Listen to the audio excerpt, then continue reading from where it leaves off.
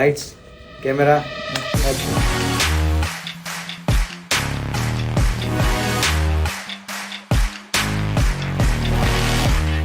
Welcome to Aussizz Podcast, everyone. My name is Vaibhav Patel, and we have the special guest today with us, none other than Mr. Dharmendra Patel, who is the founder and the most senior migration agent with Aussizz Group.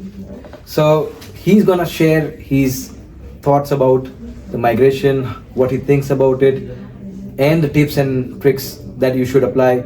And also, he's the man of very high ethics. So let's start with the discussion. Welcome, Dharmendra Bhai, to the podcast. Thank you, Vaibhav. So, Dharmendra Bhai, we see a lot of people come in and migrate to Australia. In Australia, we call it a migration country, right? So, what are the key factors someone should consider when they're migrating to Australia, either on a student visa or on a permanent visa?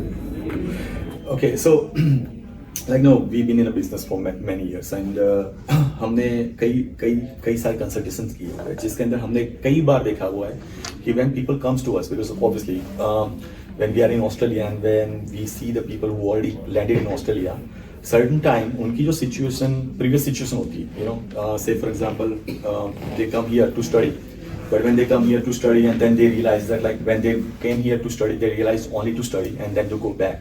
But then they want to settle here because they like the lifestyle over here, the country is beautiful. And then they realize, they made a mistake because certain course doesn't have the, immigration pathways, And I believe that like if the students are coming here and if they keep their options alive for the migration, while certainly their first option about their career should be most priority.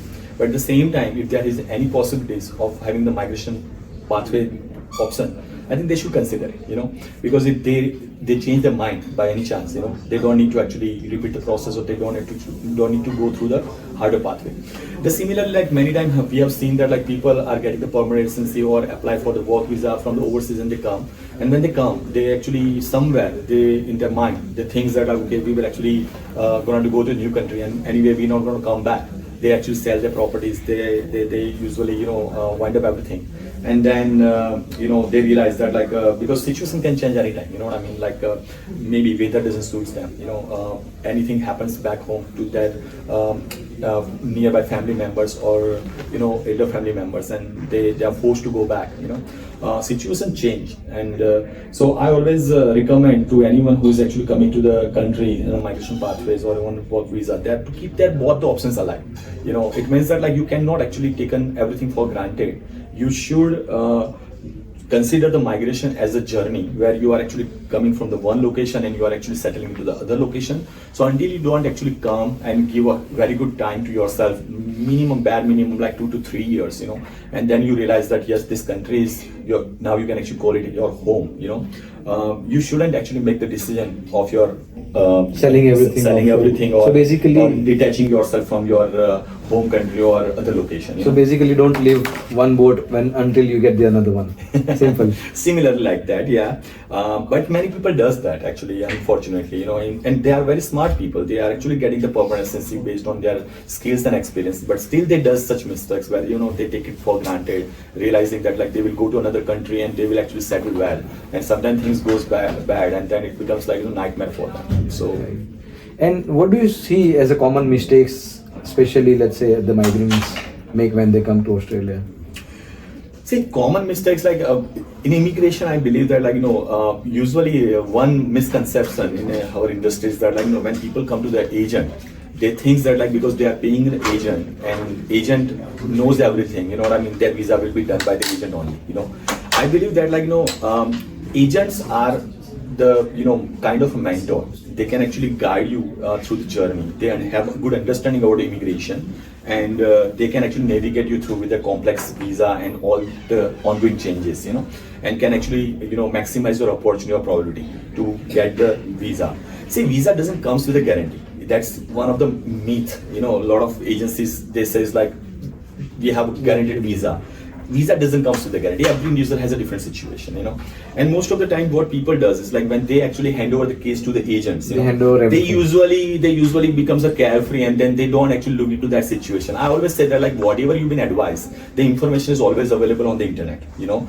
Government has provided a lot of information on the internet which people can always verify, whatever the agent has advised. So while yes, the immigration is very complex and you need helping hand, to navigate that particular situation, but it is not necessarily that you just you ignore your situation and you don't verify that information, because in immigration the small mistake and you are into one-way entry.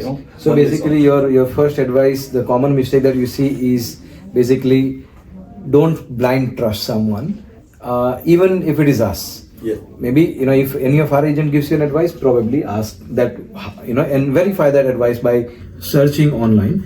And as you said, yes, you're right that if you have a right mentor, basically your agent can act as your mentor, and if you get a right one, yes, you go to the final destination. Your agent doesn't satisfy the criteria. Understand, you are the one who satisfies the criteria. Your agent only can actually put you in the game because he understands that you can actually qualify for how to place. You know what I mean? Yes. It's more like a coach, let's say. Yes. In any game, you need a coach. They don't play much games, but they tell you the techniques that can help you quickly get on the top. On the top, yes. Right.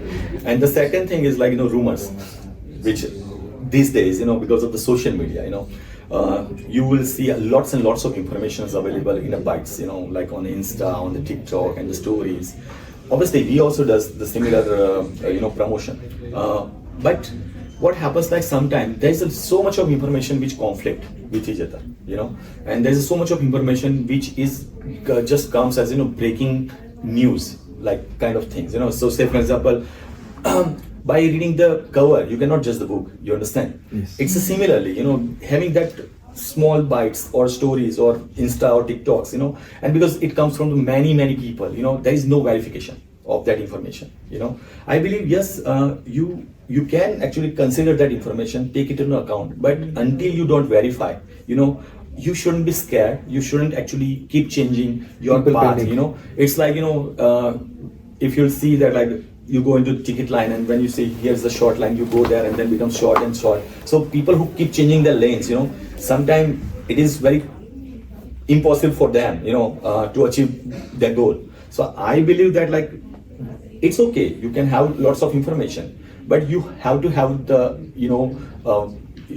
practice to verify that information from the official sources before you believe it, or you just ask some agent or you ask your consultant because you read something. So when you learn something, you verify it, and if you think yes there is some kind of it makes sense or there is some kind of truth, then you actually ask your consultant or someone to guide you further into that. And anyways, if you, let's say, even if your agent advises you something and you can't find it on the internet, you can always ask them that, can you show me where show me the evidences? Yes, right. Show me the references. So like say for example in our company, we have a very strict guidelines. Whatever you actually publish in such a short story, obviously because the market becomes like that and we have to participate into that, but whatever we do, we always do if it is actually available on official source. So even though we have an understanding that yes it's coming, without having published on the official source, we even never say it so. And that is the principles what we carry forward, and that's where like it helped us like Aussizz as being a trusted brand.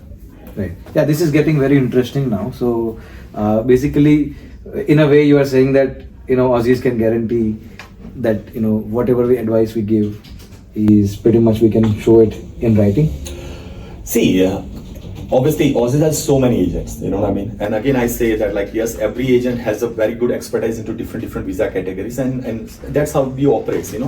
People what they say based on their experience and understanding. As I said, there is nothing such as guarantee. Okay, so agent advise you based on his expertise and knowledge. Yes, we have a very extensive training programs and scrutiny before the agents can actually be placed agent to be consulted. You know what I mean, consultant. But I would say that like regardless, people come to our company or any other company, you know what I mean, whatever you have actually learned from social media or from your consultant, I would say there is an easy way to verify it, you know what I mean. It's Google is there, you actually put your contacts. You can even ask the ChatGPT. Even ChatGPT, yeah, even it can, but ChatGPT is still like not actually putting verified sources. It can actually again provide you the information which you can use as a guiding principle, but I would say that like go on Google, go to the official websites. On official websites, obviously anyone who's taking the migration path in country, they are educated people. I doubt if they don't know how to use the internet or reach out to the official links and to verify the information. So I believe that like I don't know if just being lazy, you don't do it and you are putting your life on the risk. Just giving it to someone and then you and then you blame relax. it and then I you say blame many them people afterwards. they creep and they blame the agents, and I don't think so that's the right way. Yes, you because should. In the first place, you also are responsible as you haven't bothered about your own case. It's like you vote for the election, and then once the prime minister is selected, and then you forget about it. No, it can't go like that. You have to participate in on a regular basis in the country. So same thing with, it's your own journey, and you have to make sure that you have to participate. Yes. Right now, on behalf of the students, and I think for the student as well, the next question is, the students come to Australia, and then what they do is just start getting into the workforce, and they forget that the main primary goal was to study. Yeah. But then they focus more on work, and then sometimes they go off track and then come back. So basically what I mean is they give more priority to the earning money, and forget that my journey is my study, then maybe a work permit, and then permanent residency. Now in the rush of making that money, they actually end up with spending, earning the same money and then spending it back. It's like, see, it's a simple fundamentals. Like when we were children, many times our parents used to say us, आज खेल ले और कल मजदूरी कर, और या तो आज पढ़ ले. Short term gain, long term loss, and short term loss, long term the gain. life doesn't gives you both the world, So what happens, like, either when you come here to study, and I believe that there's nothing wrong, to make money, and but again, the balancing approach is the best way, So balancing approach means, when you came to study and if you have an opportunity to make money, yes, you should make money, but you have to understand that if you want to actually, first of all, if you have to understand that when you came here for study, and then you realize that okay, there is a migration dream can be possible, and so you want to also aim for it, and obviously most of the students who come in Australia, they actually work and they make money while they are studying, and it's a common fundamental. But many times students, they influence with the money, and then they don't understand that what was their basic requirement, basic need, which is study. And sometimes many people's student visa cancelled, because they don't progress in that study. Sometimes they got working over hours, and these situations can actually become kind of such a deep, where they forget that family has actually worked so hard to make them educated, and then they have invested into their study to send them abroad, and then it becomes a catastrophic outcome where this situation happens, and we have seen many times people find themselves in limbo. I believe that when students come here, and obviously when they have to have study while their visa period is there, and further down the migration pathway they want to aim. So understand in a very simple way, any migration pathway requires you having the education. Studying in Australia has a point. It means that studying in Australia already is giving you one of the benefit is a 5 point. And completing the studying timely manner, will certainly actually put you in ahead of the race, where your probability will be higher than other students who are actually completing the study after you. If you complete the study after them, then you are actually delaying your opportunity. You understand? The third thing is this, that if you are studying and whilst you are studying you want to make money, then there's another thing is that you also have to understand that whatever you are studying, you are aiming to make a career into that particular industry. So why don't you keep trying for the job, keep trying to find a job into that particular field of study, right. Sometimes, because that was the next question from my end. No, but I'll tell you, I have learned the mindset of the students. What happens, when they get the job, they understand this concept. It's not like they don't have understanding of this concept. Say for example, someone who's studying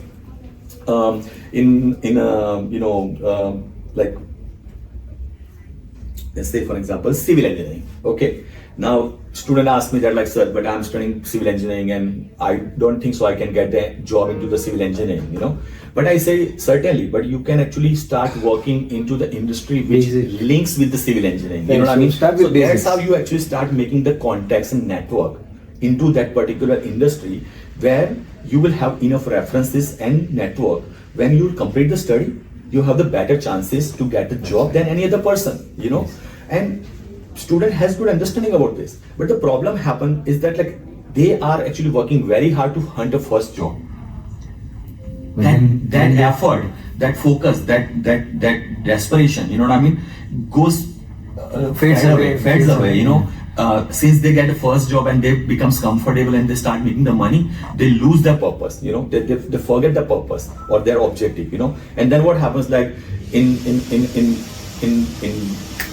like that, the time passed by, they complete the study and then they realize, I also need an experience. How can I find a job? How can I connect into this industry? But you have actually wasted that 2 years, not pushing yourself to work in a nearby industry. So even that, like if students are studying in hospitality or even any other field, I always say, it's not necessary for you to get a job in an occupation which actually belongs to your study.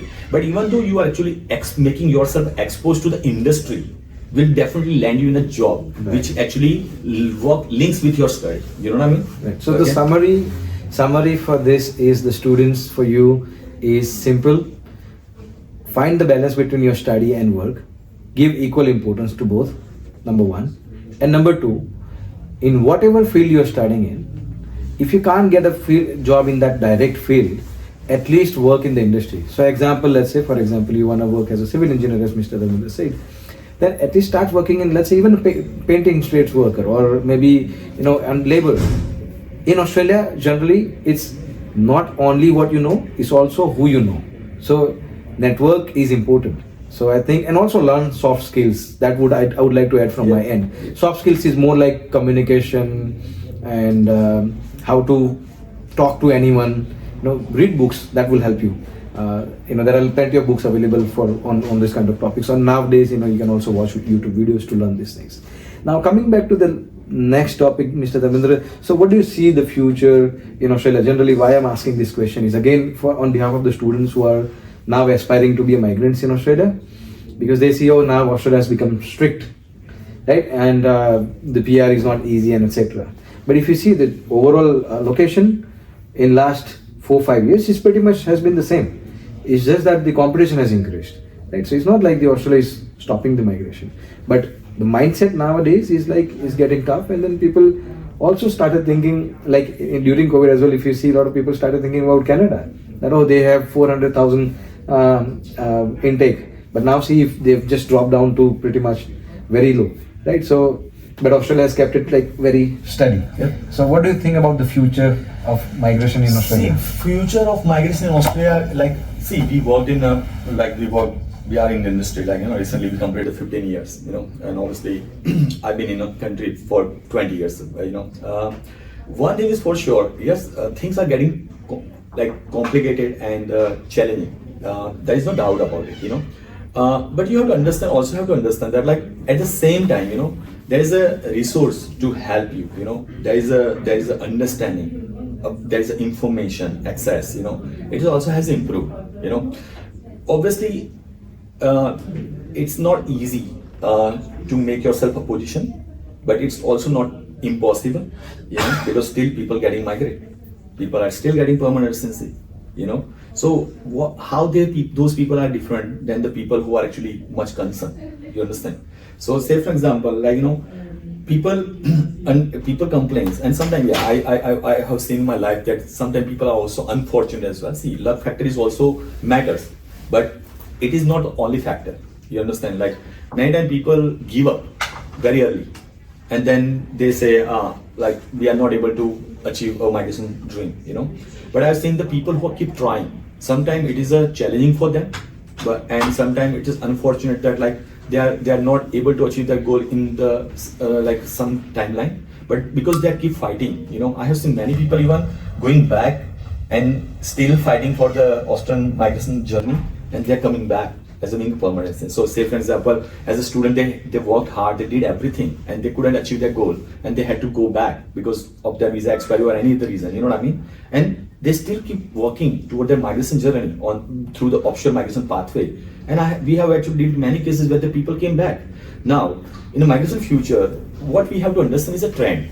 There's always a trend. You know what I mean? Like there was the days when there was a hospitality, hairdressing, accounting, IT, and there has been plenty of trends. Yeah, there's plenty. The trend always has been changed. You know what I mean? And when the trend has changed, a lot of people has actually fallen in a trap as well.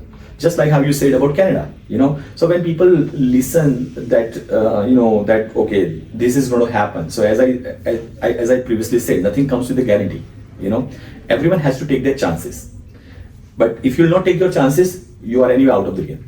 You know, but if you take their chances, then give your 100%. You know, you have to have like a very good understanding, prediction, and you have to have very good network and information on your hands. You know, say for example, at the moment where Australia is heading toward. You know, so obviously Australia is actually facing a few challenges. You know, in terms of like their metro cities are getting crowded. You know, and their regional cities are not actually getting populated. You know, the infrastructure is a challenge for them. The accommodation is a challenge for them. You know, so obviously the government has the migration program from the very day first. You know, in their benefit. It was never about the people. It was always about the country. You know, the Austrian migration program or Austrian student visa export things. Everything was about their economy, their people, and for the country. You know, so you have to understand that like now, if Austria is actually changing their policies and they are actually working or going in some direction, they are going in that direction for a reason, for their benefit. And what is their benefit is like they still had to support their businesses. They still had to support. So obviously the regional areas preference will increase over the period, you know. So I have seen many times people, they only want to choose Melbourne and Sydney. And then they have the reasons of their family members, you know what I mean? They don't want to take their odds where they don't want to go to Darwin. They don't want to go to, you know, regional Australia, yes. You know.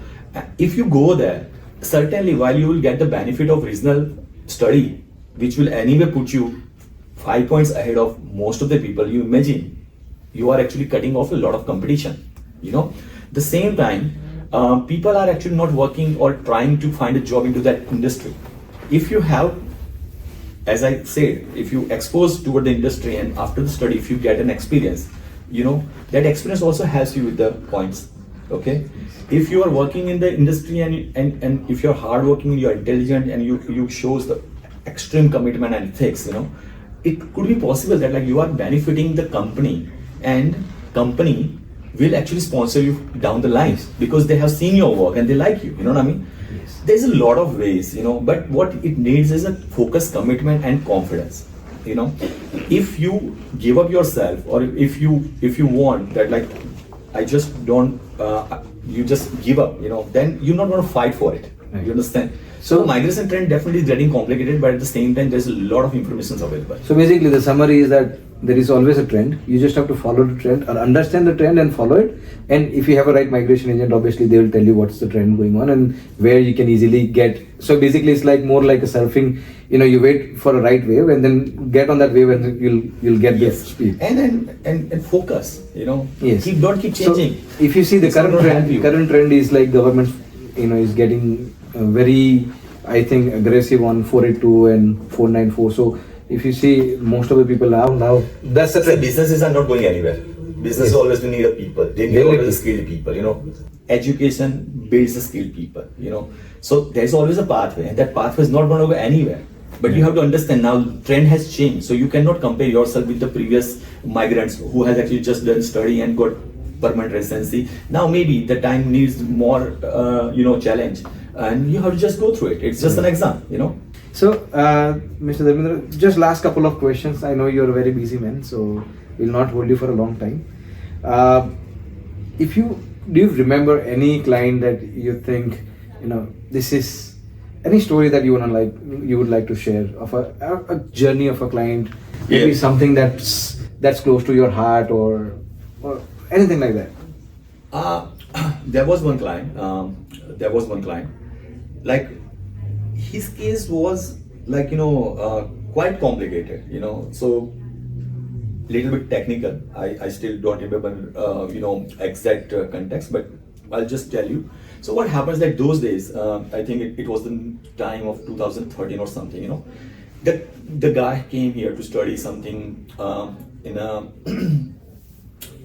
like biochemistry or something, which was very odd qualification.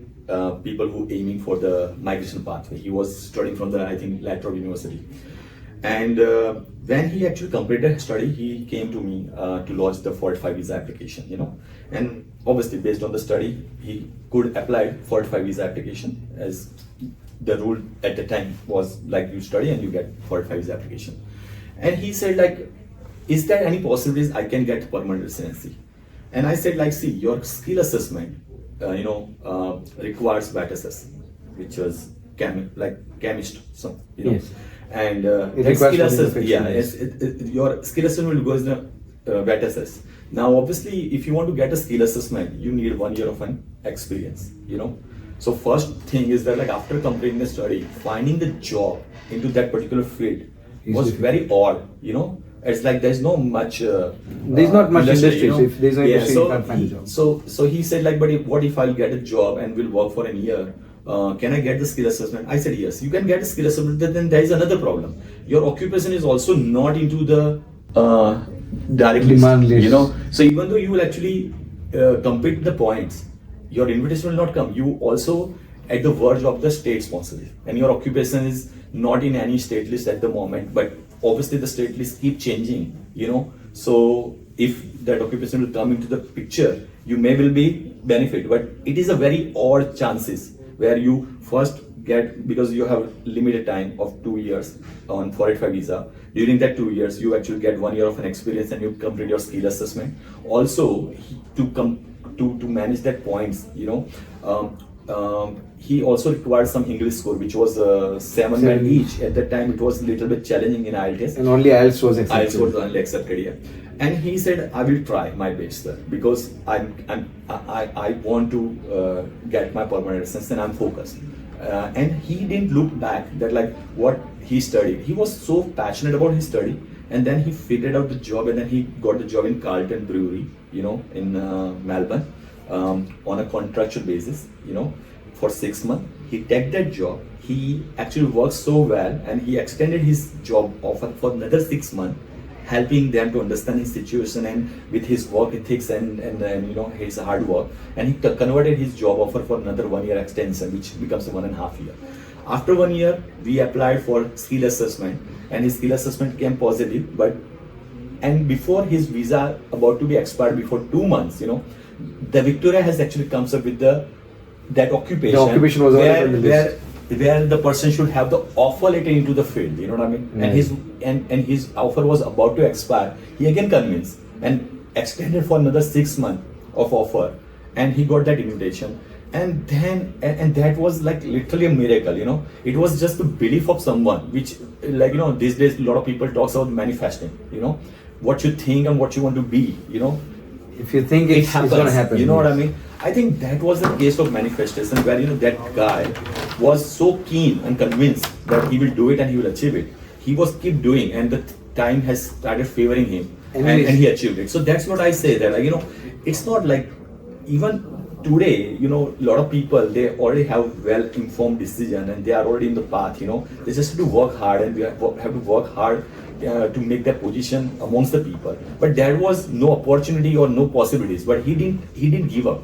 He just kept working toward his goal, and the time has actually favored him. And you mentioned that the luck, sometimes luck plays the part, and I think here he was fortunate, and the luck played. But most part. important, he believed in he knew that like even though after doing all these things there is a still possibilities, but he said like anyway, because I studied this, and if I will work into the field, anyway, it's going to help me for my career. So if I will not get my PR, it will still help me. So why not? I will try, because in both the cases, he's going to be winner. You know what I mean? And fortunately, he becomes a winner on both the side. He actually landed into the field, and at the same time, he got permanent residency as well. So it's like he dared to try and he dared to try, but he was a effort. believer. He was a believer, All right. So yes, thank you very much, Mr. Dharmendra. And is there anything else that you would like to add before we? I only like to add that, I seen these days, people are actually getting very, because that's the biggest problem at this stage. Like in most of the clients, like they're not focused. They don't actually believe what they do. They keep changing the things. Yes. They comes into they easily falls into the rumors. They don't make an effort to understand the right resources, to understand the information. When they go to the agents, they just rely on the agents and they just leave it up to them. I believe that I think there should be the conscious mindset. In migration. Migration is not easy thing. Migrants are warrior. They leave their comfort, they leave their homes. Their family has actually put a big bet on them. I believe that you are chosen. For this war of migration, you can say. I believe that your that lazy attitude or ignorance. You know what I mean? It's going to cost a lot, not just to you but your family and your dreams as well. I believe that regardless, you have the chances, you don't have the chances. Whatever you do, you have to do it with a complete conviction. You have to be a big believer. You cannot actually, leave the odds into someone else, mercy. So I believe that just be focused, just be little intelligent, just be little conscious. You don't have to be extra smart. Just be cautious. Yes. And do it in the right way. Right.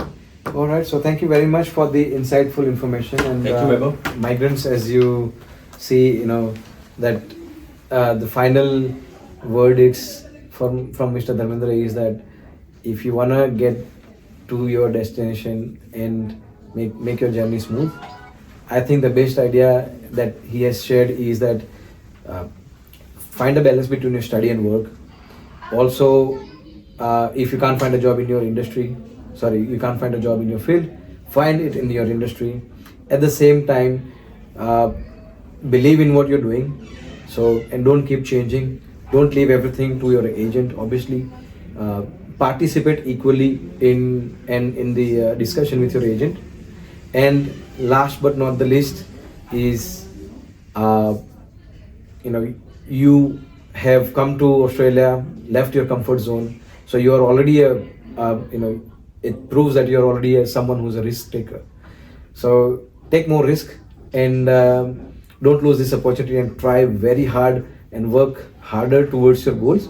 And definitely the manifestation that he spoke about does help, and you'll definitely get your desired result, which is settling in Australia and achieving your Australian dream. Thank you very much for joining. We'll see you in the next one. Thank you. If you like this content, please share it with your friends, and also don't forget to follow us on our social media channels for more insightful videos like this.